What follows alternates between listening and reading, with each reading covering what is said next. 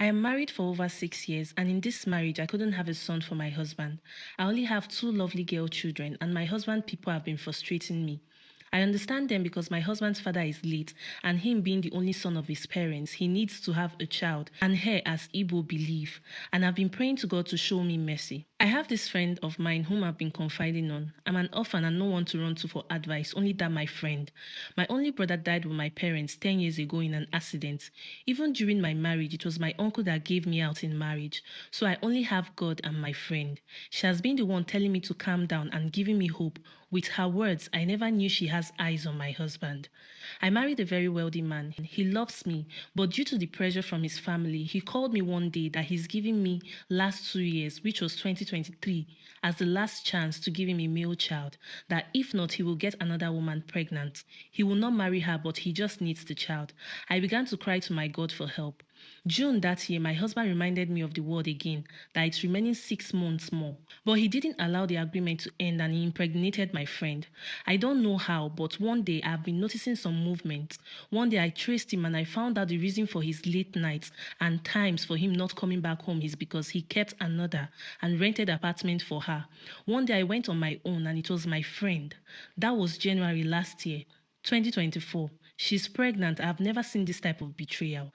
I came home and confronted my husband. He began to tell me. My friend are in agreement that after she gives birth, she would leave us, but he didn't tell me. Again, the period he gave me has not elapsed and he went for my friend. Why didn't he choose another? Why my friend? And he knows she's my friend. Then he told me she wanted to help us. Ever since she became pregnant, my husband has changed. He don't look at me or even look at his girl children. I went to my friend and I pleaded with her to please talk to him and let her stop what she's doing with my husband, and she turned and insulted me beyond measures. When my mother-in-law heard about the pregnancy, she demanded my friend should not be far away from the man, that she should come and live with us. I passed through hell with them and my children. I thought it was a movie, but it is real. My sister, long story short, I never gave up on God and I kept praying. One day, April last year, my husband came back home very drunk.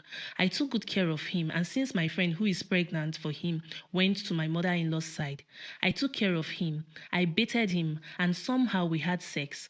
Mind you, he has not touched me for months, but that day we had it and God did it. I became pregnant. I didn't tell anyone and he knows we slept. When he woke up that day, he warned me that that incident should never happen again. Ever since he impregnated my friend, he doesn't fancy me anymore. After a few months last year, I found out I was pregnant. I kept it to myself and I demanded for divorce. He accepted. We began the process and I moved her from the house when I noticed my pregnancy was coming out so that he won't know. She gave birth to a baby girl. After some months, I gave birth to a boy child. He heard about it and he's now telling me we should get back together. I refused. He's promising me heaven and earth. I can't go back to that house knowing fully well my friend is there with her child. I'm sorry for my long story. What is the advice you people out there have for me? Notify me when you post, please, my sister. Guys, should we say this is an example of what God cannot do does not exist? You guys see, keep praying no matter what situation you're going through.